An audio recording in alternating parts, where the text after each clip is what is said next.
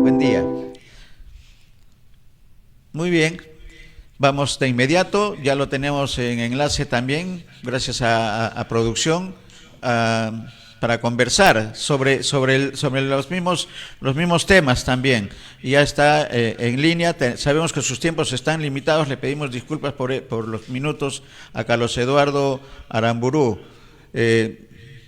antropólogo, director, decano de la Escuela de la Facultad de Ciencias Sociales de la Pontificia Universidad Católica del Perú, que permanentemente está en el trabajo de formación de jóvenes profesionales, y hablábamos de un voluntariado, y el voluntariado de los jóvenes universitarios es sumamente importante, sobre todo de las ciencias sociales. Entonces, sobre eso vamos a conversar con Carlos Eduardo, ya está en línea. El agradecimiento del caso, bienvenido como siempre a Ánfora 2021, tu casa, Carlos Eduardo. Buenos días. Gracias, Néstor. Buenos días con todos los oyentes. ¿Cuál es la visión después de una semana de, digamos, de continuidad en el Jurado Nacional de Elecciones con respecto al resultado final que debe darse, según lo que se está señalando en medios cercanos al Jurado Nacional de Elecciones, en los próximos días? Se habla del fin de semana. ¿Cuál es la apreciación del antropólogo y del sociólogo de este escenario, y sobre todo de lo que se viene, con la posición optimista que siempre hemos señalado públicamente, Carlos Eduardo? Bueno, ojalá pues podamos superar esta incertidumbre que le hace mucho daño al país y podamos tener ya respuestas concretas sobre el resultado de las elecciones que tengan no solamente legalidad, sino legitimidad, como ya hemos señalado, ¿verdad? Entonces creo que tú recordarás, Néstor, que en un programa tuyo de hace unas semanas dijimos que a mí me preocupaba el día 7, no el día 6. El día 6, el día de las elecciones, transcurrió con bastante normalidad, pero los problemas han venido después. Me preocupa lo mismo, ¿no? Me preocupa que no que será el 28 de julio, sino que será después del 28 de julio. Y creo que la oposición está desperdiciando la oportunidad de plantear una discusión de temas de fondo. Acabamos de escuchar a la señora Ochoa, el tema de educación, el tema de salud. Entonces creo que hay que redirigir el debate en interés de la gobernabilidad a los temas de fondo, qué es lo que se va a hacer. Entonces, yo creo que estamos perdiendo un poco el tiempo. Creo que no va a tener éxito el tema de la impugnación o el fraude supuesto a las elecciones. Creo que hay un ganador. El margen es pequeñito, pero tenemos que mirar más el futuro, especialmente en un contexto de crisis sanitaria y económica como la que enfrentamos. Correcto. ¿Y cuáles pueden ser las salidas, más que las salidas, las recomendaciones, Carlos Eduardo? Iniciada la decisión del jurado, conocida la decisión del Jurado Nacional de Elecciones con respecto a los resultados finales, y ya la proclamación de Castillo como presidente constitucional. Claro. Varias cosas, Néstor. No es una receta, pero es una recomendación, una sugerencia, ¿verdad? La primera de ellas creo que es muy importante que si se hubiera programado ya como presidente, no electo, sino como presidente, digamos, ya sancionado, proclamado como tal, el señor Castillo, es importante que plantee algo de lo que ha venido haciendo, que es cuál sería su gabinete y cuáles las líneas maestras. Pues primero el tema de personas, porque todavía en nuestro medio depende mucho de las personas que están al mando, porque las instituciones siguen siendo débiles, ¿no? Lo segundo, lo dije el programa pasado, definir muy claramente si vamos al modelo C más C o C menos C. Yo insisto en el modelo C menos C porque creo que las opciones más radicales le harían mucho daño al país. Entonces hay que crear un nivel de tranquilidad respecto a la subida del dólar, al costo de las importaciones y a la inversión pública y privada, que está, digamos, en stand-by o si no en reducción justamente por el tema de incertidumbre. Lo tercero, yo propondría 3 o 4 medidas muy concretas para establecer por lo menos una continuidad básica hasta fin de año. El tema de estabilidad monetaria y fiscal, que ya lo ha anunciado el candidato Castillo desde el punto de vista de la continuidad posible el señor Velarde al frente del Banco Central de Reserva, que me parece una buena medida, por lo menos hasta diciembre. Lo que no he escuchado, yo propondría, y lo he dicho antes en tu programa, lo reitero, continuidad también en la política de vacunación, que es clave, ¿verdad? Creo que el doctor Ugarte, que no tiene color político específico, lo ha hecho muy bien él y su equipo, daría una enorme tranquilidad a la población, la parte más social y psicológica, decir, vamos a continuar con la misma política y para asegurarlo vamos a mantener al equipo de salud con ciertos cambios, pero la cabeza debería ser la misma de aquí a fin de año.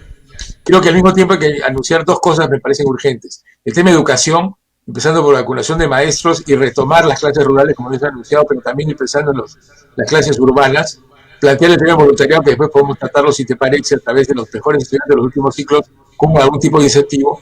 Y el otro tercer tema de política, creo que hay que empezar a trabajar básicamente y rápidamente en un programa de reactivación del agro familiar que nos da de comer a todos, ¿no? O sea, todo el tema de acceso al crédito, a los mercados, al transporte, me parece fundamental porque una de las cosas que va a ser fundamental en este periodo que nos viene, este próximo año, es el tema del precio de los alimentos y accesibilidad a los mismos, porque gran parte de la familia están gastando más ahora que antes, o más parte proporcional de su salario o de ingreso en el tema de alimentación. Entonces, una política de reactivación de la agricultura familiar, que es la que nos da de comer, me parecería también importante como un anuncio, digamos, de mensaje del 28 de julio del presidente Castillo, para dar tranquilidad, para dar continuidad y para dar seguridad.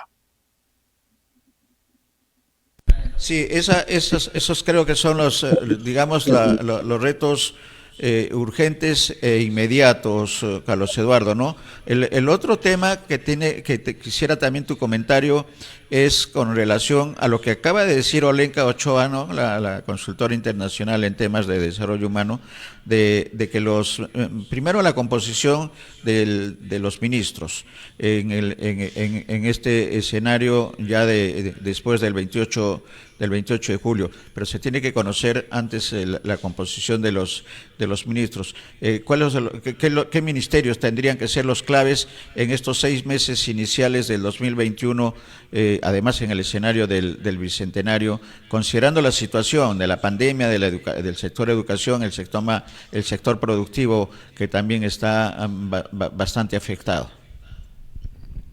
Bueno, lo primero sería obviamente el primer ministro, para que dé una sensación de continuidad, de experiencia, de capacidad de gestión, que el profesor Castillo tiene sin duda la capacidad de la innovación, de la renovación de las expectativas, pero no necesariamente fuerte en el tema de gestión pública. Entonces creo que sería muy importante plantear una persona que tenga competencias, experiencia en gestión pública, y yo insisto, desde mi punto de vista muy personal, creo que es muy importante que el señor Castillo se mueva hacia el centro para poder crear la tranquilidad que necesitamos. Entonces yo diría que el primer ministro o la primera ministro sería un elemento clave, fundamental. El segundo punto es obviamente el tema de salud, ya lo dije, mi posición personal es que por lo menos hasta fin de año daría mucha tranquilidad a la población en general, sobre todo la no vacunada todavía, que es la más numerosa, ojo, y viene después también el tema de los adolescentes y los menores, para poder mantener la política actual que ha funcionado bien, hay que reconocerle eso. El presidente Sagasti con pequeños problemas, pero está avanzando de forma significativa, para decir que la política y la estrategia de gestión de la vacunación continúa hasta fin de año. Recuerden que la diferencia entre el cielo y el infierno es administrativa, eso daría seguridad. Otro grupo fundamental es el tema de quién sería el ministro de Economía y presidente del Banco Central de Reserva, ¿no? Porque el tema de estabilidad económica es fundamental, no ahuyentar la inversión privada y poder un poco reactivar la economía en la forma más rápida posible, ¿verdad? Y por supuesto todos los demás sectores tienen importancia, educación, el MIDIS, vivienda y todo lo demás, pero yo diría que los claves a mi modo de ver al corto plazo, al cortísimo plazo, son, reitero, presidencia del Consejo de Ministros, Banco Central de Reserva, Ministerio de Economía y todo lo que tiene que ver con lo que es la parte de reactivación económica. Y salud, perdón, y salud. Eduardo, pero también tenemos en el escenario el nuevo ministerio, el Ministerio de Ciencia, Tecnología e Innovación. ¿Cuál deberían ser, ya esto en el tema universitario, deberían ser las primeras acciones que debería tomar? Todo indica que va a ser Modesto Montoya el ministro de ese sector, por ser el promotor, el de la idea, salvo mejor opinión de Castillo y quienes van a estar muy cerca a él. Pero ¿cuál debería ser el papel del Ministerio de Ciencia, Tecnología e Innovación, considerando la importancia y el escenario, además, en el social en el que estamos, ¿no? Y económico? Néstor, una excelente pregunta, compleja de contestar, pero déjame adelantar que todos reconocemos la capacidad académica y teórica del doctor Montoya. Creo que tendría que ser un equipo, la institución no es una sola persona. Hay que ver varios temas que me parecen fundamentales, ¿no? Lo primero es investigación, en lo que tiene que ver con fuentes de energía, ¿verdad? El Perú tiene que ir pensando en una renovación de su matriz energética hacia aquellos recursos que son sostenibles y menos contaminantes. Gas natural, energía eólica y energía solar. Entonces, todo un equipo que empieza a plantear el tema de cambio de la matriz energética me parece fundamental, con una adicional que no solamente vale para este tema, sino para los demás, que es con una consulta a las universidades nacionales y regionales, pero también una consulta al sector privado y al sector empresarial, porque de ellos depende un poquito también el tema de llevar adelante la idea tecnológica a la parte operativa, a la parte de mercado. Entonces creo que una cosa que le ha faltado a Concitec hasta ahora, reconociendo la excelente labor de la doctora Fabiola León Velarde, es la consulta con los sectores productivos vivos. No solamente la gran empresa, la mediana y la pequeña empresa desde el punto de vista de investigación, ¿verdad? Sí. Entonces, un primer tema es todo el tema energético, que es fundamental. Un segundo tema que está asociado a lo primero que dije es cómo mejoramos la productividad agrícola en el país, que todavía sigue siendo muy baja, ¿verdad? Desde el punto de vista de variedades genéticas, Perú tiene una tradición en la agraria, sobre todo en el área de investigación, Universidad de Amazonía, etcétera, para poder convertir la investigación, lo que se sabe en lo que se hace. No hay todavía un vaso conector entre la investigación y la aplicación de políticas. El Ministerio de Agricultura tiene que escuchar a los investigadores, hacer prototipos y llevarlos a la práctica, porque el tema de productividad en un país que tiene poca tierra agrícola, ¿verdad? Y tiene además limitaciones, capacidades de irrigación. Aquí el dato es impresionante, ¿no?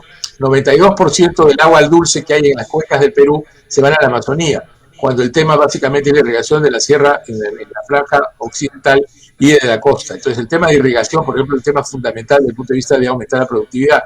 Quizá la intervención que más permite incrementar el rendimiento por hectárea, y repito, solamente 2% de las hectáreas de la superficie nacional es cultivable, tiene que aumentar la productividad para poder alimentar a los peruanos, que es un tema fundamental, porque ante un dólar caro, las importaciones de alimentos se encarecen significativamente y eso golpea el bolsillo popular. Entonces, una segunda línea de trabajo, creo yo, del nuevo Ministerio de Innovación, Ciencia y Tecnología, es el tema de productividad agrícola. El tercer tema que es fundamental es cómo manejamos el tema de la informalidad, ¿verdad? Suena un tema muy económico y social, pero es un tema también de tecnología, ¿verdad? ¿Qué tecnologías podemos usar informáticas, de capacitación, de acceso a insumos y a capital para poder reactivar el empleo joven? Lo que más ha sufrido es el empleo joven. Tenemos una generación del bono demográfico que tiene altos niveles de capacitación en la mayor parte de los casos, pero que no consigue chamba relevante. Entonces, el tema del empleo me parece que es otro tema fundamental que yo plantearía desde una mirada más científica para poder ver qué estrategias, qué mecanismos hay para implementar y incrementar el empleo joven. Solamente para mencionar tres, hay por supuesto muchas otras más que hay que plantear. Tiene que ver con el tema de agua y desagüe, el tema de pandemia, el tema de salud, el tema de nutrición, etcétera, etcétera. Pero es una agenda muy larga y muy compleja.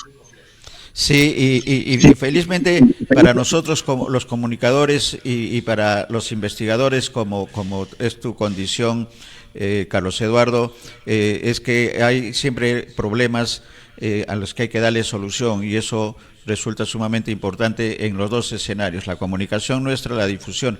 ¿Qué papel, con la pregunta final, porque sabemos que tus tiempos están complicados, qué papel debe cumplir? No voy a hablar de la oposición ni de Fuerza Popular, sino el papel que debe cumplir el empresariado y las instituciones que agrupan a los empresarios en este escenario de cambios que se tienen que hacer. No hay otra posibilidad. Cambios sí o sí. ¿Cuál debe ser la responsabilidad social de estos sectores, considerando las precariedades y las necesidades de la población más pobre de nuestro país, Carlos Eduardo? Una excelente pregunta, Néstor, otra vez compleja, pero déjame tratar de avanzar algo. Es fundamental que haya una coordinación muy cercana entre la inversión pública, que es el primer motor de desarrollo para, digamos, reactivar la economía, y la inversión privada, ¿verdad? Entonces, una conversación con los empresarios, no solamente los limeños, los empresarios del interior del país, las cámaras de comercio regionales, para plantear qué tipo de inversión pública es estratégica para descentralizar el mercado. No es que el mercado no haya funcionado, es mi opinión personal, es que el mercado está muy centralizado en Lima y tenemos que crear más mercado en las regiones interiores del país. Para que haya mercado tiene que haber internet, carreteras, servicios básicos, capacidad de crear mercados, etcétera, etcétera. Entonces, yo creo que sería muy importante una concertación de prioridades de inversión en el interior del país con el sector privado para poder permitir que esto avance. Entonces, en realidad lo que estamos hablando es de un consenso, de un mecanismo de consulta que la PCM podría poco liderar, que tenga tres patas, una mesa de tres patas, ¿verdad? Lo que sabe la ciencia y la tecnología, la academia, incluyendo universidades regionales. En segundo lugar, el empresariado como un actor que puede llevar a la práctica estas recomendaciones. Y lo tercero, lo fundamental, la inversión pública priorizada para poder un poco dinamizar la economía. Hay que dejar de invertir en plazas, en ornamentos, en casas municipales o gobiernos municipales, y hay que invertir en carreteras, en internet, en irrigación, en electrificación. en todo aquello que tenga un efecto multiplicador productivo. La inversión pública va a ser fundamental y es momento entonces de empezar a pensar de forma descentralizada con esquemas de consulta regional que incluyan, reitero, la investigación local y regional y las fuerzas vivas del sector empresarial nacional y local para poder reactivar la economía, que es algo absolutamente urgente. Excelente. Y la pregunta final, pequeñita nomás, que me hace en interno Roberto Helguera, el economista del equipo de BIS, y está referido a lo que ya hemos planificado, y ayer le comentábamos también, Carlos Eduardo, con el embajador. Ayer hemos tenido como entrevistado al embajador, se me fue el nombre del embajador, Juan...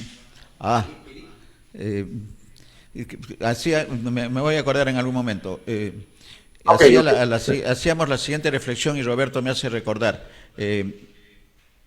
Lo que tenemos previsto en agenda contigo, Carlos Eduardo, que es agenda nacional. El embajador Juan Álvarez Vita, y hablábamos de las conversaciones que tenemos que hacer a través de BIS Televisión de la agenda nacional, de estos grandes temas nacionales que requieren soluciones también nacionales y que tienen que ser con los especialistas en el caso tuyo, el caso también del embajador, y de todos los especialistas, el embajador Oscar Maurtua, que también forma parte de los comentaristas permanentes.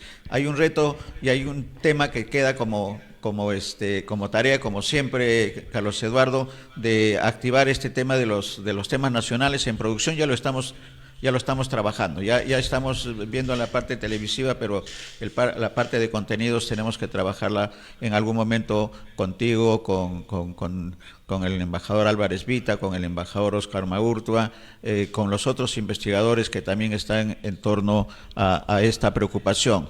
Los temas nacionales para soluciones nacionales, que son los tiempos de bicentenario además. Sí, efectivamente, tenemos que pensar en un mundo globalizado. Estamos ante una coyuntura favorable. Recordemos que los precios de los minerales están bastante altos, el cobre, por ejemplo.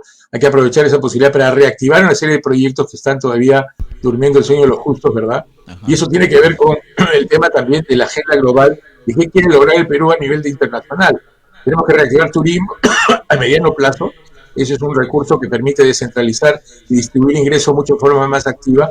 Y ahí invocar a la Cancillería y las embajadas para reforzar lo que se venía haciendo con ProPerú, que es vender hacia afuera Perú por sus ventajas arqueológicas, históricas, patrimoniales, ecológicas y gastronómicas también, ¿verdad? Entonces, una cosa que a corto plazo, ya hay países que están abriendo sus fronteras, puede reactivarse, es el tema del turismo, que crea mucho empleo, que distribuye ingresos bien y que tiene un patrimonio que ya está considerado y valorado. Entonces, tenemos que mirar una mirada hacia afuera, una mirada global, para poder atraer, digamos, inversiones, turistas, conocimiento de otros centros, sin descuidar el Asia y China, que es quizá la economía de mayor crecimiento y la que estoy seguro en una década va a ser la economía más fuerte del mundo. Perfecto. Las opciones y el optimismo están de nuestro lado. Muchas gracias, Carlos Eduardo, por esta nueva oportunidad de conocer las recomendaciones producto de la academia, producto de la experiencia y de lo que significa conocer el Perú. Muchas gracias, Carlos Eduardo. Hasta cualquier momento. Un abrazo. Gracias por esta oportunidad. Hasta luego. Gracias. Un abrazo. Seguimos en Ánfora 2021. Una breve pausa, nos dice producción, y regresamos para conversar sobre el tema político y el papel que está cumpliendo el Frente Nacional por la Democracia y la Gobernabilidad, a la que se ha hecho referencia el presidente electo Pedro Castillo, y que significa, el apoyo al gobierno del presidente Castillo, el apoyo político, y no solamente político, sino integral al próximo gobierno que asumirá los destinos del Perú a partir del 28 de julio. Ya regresamos con una importante entrevista